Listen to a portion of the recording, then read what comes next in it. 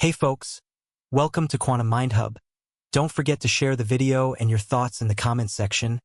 And before we dive into this beautiful story, like the video and subscribe to the channel.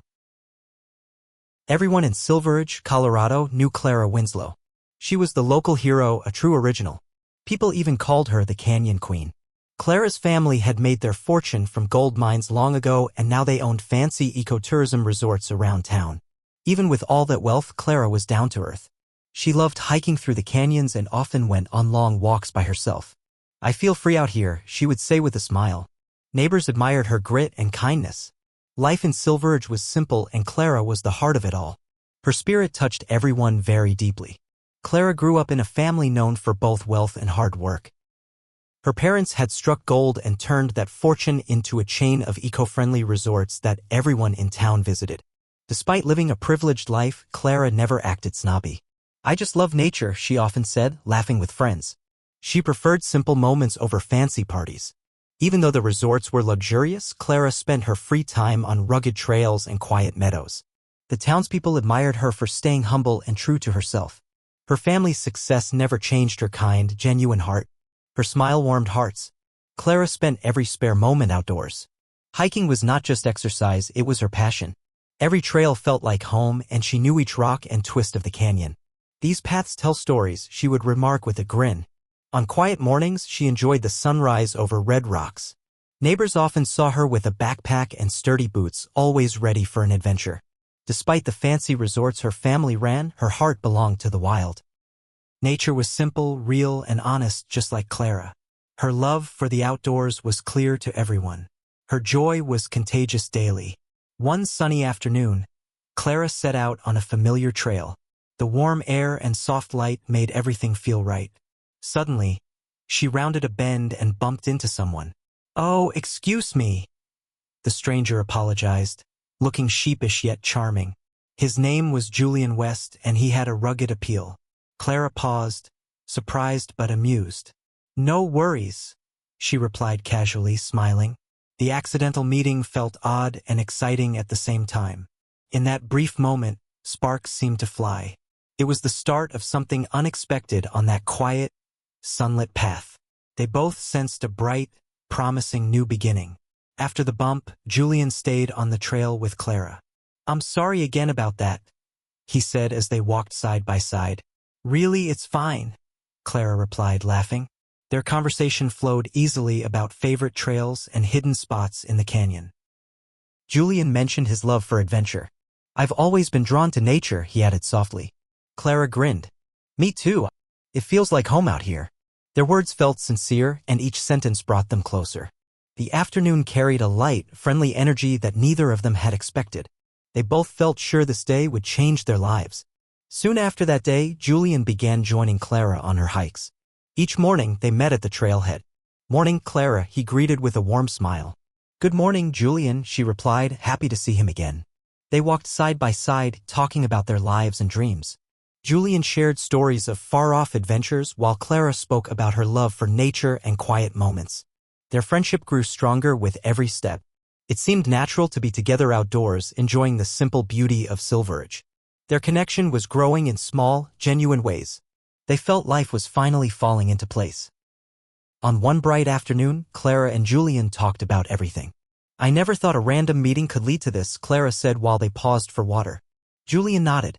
"Sometimes life surprises you in the best ways," he replied, grinning. They discussed favorite memories, shared secrets about hidden trails, and laughed over silly jokes. The conversation was easy and real, as if they had known each other forever. The gentle sounds of nature made their words feel even more honest. Every shared laugh built trust between them, a bond formed under the open sky. They cherished every single spoken moment. Clara's best friend, Serena, always had her back. But lately, Serena grew suspicious of Julian. "Something feels off about him," Serena confided during a quiet lunch. "I worry he isn't who he says he is." Clara laughed and brushed off her concerns. "Oh, Serena, you worry too much," she insisted, smiling. Despite the reassurances, Serena couldn't shake a nagging feeling. She kept a close eye on Julian during their outings. The contrast between Clara's excitement and Serena's caution created tension. The friends' conversations turned serious as Serena tried to warn Clara gently. Serena truly hoped that Clara would soon see. One evening, as they sat on a porch swing, Serena tried to talk to Clara. "Clara, I'm really worried about Julian," she said softly. "I've heard things about his past that don't add up." Clara frowned and replied, "What things? You always exaggerate." Serena looked serious. "I mean, there are rumors, bad ones. Please, just be careful." Clara hesitated, torn between her heart and her friend's advice. "I trust him, Serena," she murmured, brushing off the warning. But deep inside, a small doubt began to stir, even as laughter filled the air. Clara silently wondered if trust might finally overcome doubt. One evening, Julian took Clara to Devil's Hollow Canyon. The view was breathtaking, with the sun setting over deep drops. They reached a high ledge where the silence felt magical. Julian stopped suddenly. "Clara, you mean everything to me?" he said, kneeling with a ring in hand. Clara's eyes widened with surprise. "Really? Are you serious?" she asked, voice trembling with excitement. "I can't imagine life without you," Julian added softly. The moment was perfect and full of hope. It was a proposal wrapped in the beauty of nature and shared dreams. Their hearts spoke loud in that silent instant. After the proposal, Clara was overjoyed. Wedding plans filled her thoughts as she imagined a day full of love and celebration. Friends and family buzzed with excitement. "I can't wait to say my vows," Clara told Serena one busy afternoon. Serena tried to hide her worry, glancing at Julian's calm expression. The preparations felt magical, every detail reflecting Clara's down-to-earth nature. "This is a dream come true," Clara said happily. Her heart raced with anticipation and hope. Life seemed perfect and love felt strong, despite the little doubts lurking in the background. She wholeheartedly embraced every moment with endless joy. Meanwhile, behind the scenes, Julian met with a lawyer in Denver. In a quiet office, he discussed how quickly the marriage could be finalized. "Time is money, and I need access to her trust fund soon," he murmured, eyes narrowing with calculation. The lawyer reviewed documents while Julian rehearsed a sad, loving tone for public appearances. His charm masked a darker plan. "We must move fast," he insisted, clearly eager for the deal. Unbeknownst to Clara, his friendly smile hid greed and deception. The legal meeting was just another step in his dangerous scheme. He planned everything with cold precision. Following the engagement, Julian began acting possessive. He made offhand comments about anyone who cared for Clara. "They're just jealous," he would say whenever Serena or Mitchell came near. Clara laughed it off, trusting his words. But his tone grew sharper over time. "I only want you for me," he whispered on quiet mornings. Though Clara's heart remained full of love, small doubts crept in. Yet she kept her mind at ease, believing his jealousy was just care. The days grew tense, and a strange chill settled over their happy routine. Everyone noticed a subtle, quiet change in their lives. Mitchell, Clara's cousin and finance overseer, raised the idea of a prenuptial agreement. "Clara, this is sensible," he advised, though his tone was careful. Clara bristled. "Julian and I are in love. I trust him completely." Julian, always quick to react, feigned hurt. "If you don't trust me, Clara, then maybe we shouldn't be together," he said softly. His words hurt, and Clara felt torn. Despite the anger and confusion, the conversation ended with uneasy silence.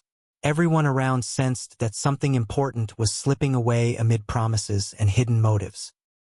They all quietly wondered if love was built on lies. Wedding day arrived at the family lodge, buzzing with excitement and a hint of tension. Clara looked stunning in her dress as Julian recited his vows, his words sounding too perfect. Serena and Mitchell exchanged worried looks, sensing something was amiss. "Everything seems scripted," whispered Mitchell under his breath. Meanwhile, Clara beamed with happiness, unaware of the dark current swirling around her. Family and friends clapped, celebrating the union. Yet a shadow lingered in the air as doubts and suspicions mingled with the joy of the moment, foreshadowing troubles yet to come. They silently feared that the worst might happen. After the wedding, Julian announced their honeymoon plans. "I booked us a remote lodge in the heart of the canyons," he declared confidently. Clara's eyes lit up at the idea of a private retreat. Serena cautioned, "That place sounds too isolated." But Clara shrugged. "It's romantic and we'll have plenty of time together," she replied cheerfully. The lodge was far from town, promising a break from the usual bustle. Although doubts lingered in the back of her mind, Clara was excited for this adventure, ready to embrace every moment of their new life. Deep down, her tender heart whispered hope. On their first morning, Julian suggested a sunrise hike. "Let's return to Devil's Hollow," he said, smiling warmly. Clara agreed, remembering the proposal with fondness. They set out early, the sky painted with pink and gold.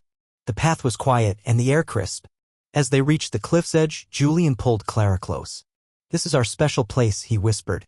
They shared a long, lingering kiss, feeling the magic of the moment. The world seemed to pause around them, filled with gentle hope and the promise of a future together. They truly felt alive as vibrant dreams gently soared. During the sunrise hike, everything took a dark turn. As Julian kissed Clara, suddenly his grip tightened. One moment they were sharing warmth.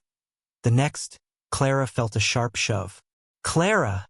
he called out, his voice strangely calm.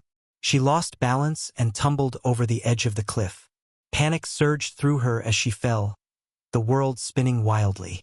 Instead of a deadly drop, she landed on a rocky slope, breaking her leg but sparing her life. The shock was overwhelming, and her scream echoed into the silent canyon as her fate hung in the balance. Hope flickered weakly. Clara awoke in a hidden crevice, dazed and in pain.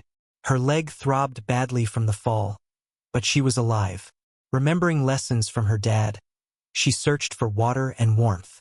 "I have to survive," she muttered to herself. With shaky hands, she used her scarf to make a splint. Every breath was a struggle, yet determination pushed her forward. The canyon walls offered little comfort, but hope glimmered in her eyes. She called out, hoping someone might hear her voice. Survival was now her only thought as she fought through fear and pain. Her spirit refused to break. Back at the lodge, Julian sprang into action. With tears and frantic phone calls, he reported Clara as missing. "I can't find her anywhere," he cried to the lodge manager. The news spread fast in Silveridge, and people gathered in shock. Julian played the grieving husband flawlessly, sobbing for cameras. Yet behind the mask, his eyes held a calculating gleam. He phoned a lawyer again, urging haste in accessing Clara's trust fund. The town was in mourning, while doubts about Julian's story began to surface quietly among those who knew Clara well. Everyone quietly wondered if his tears were fake. In the hidden crevice, Clara struggled to stay awake. Every sound in the canyon made her jump.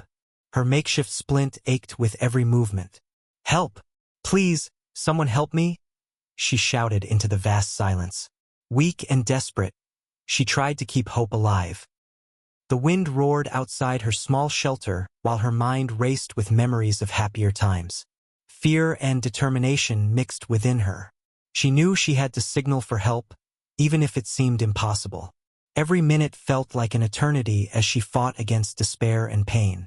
Her unwavering courage grew with each passing second. As Clara's cries echoed faintly, an old man appeared. His long beard and weathered face told of years in the wild. "I heard you, miss," Jed said kindly, stepping closer with a gentle smile. He offered water and dried berries from his small pack. Clara's eyes filled with relief as she accepted his help. "Thank you," she managed, voice weak but sincere. Jed's simple words and caring nature calmed her fears. "We'll get you out of here," he promised softly.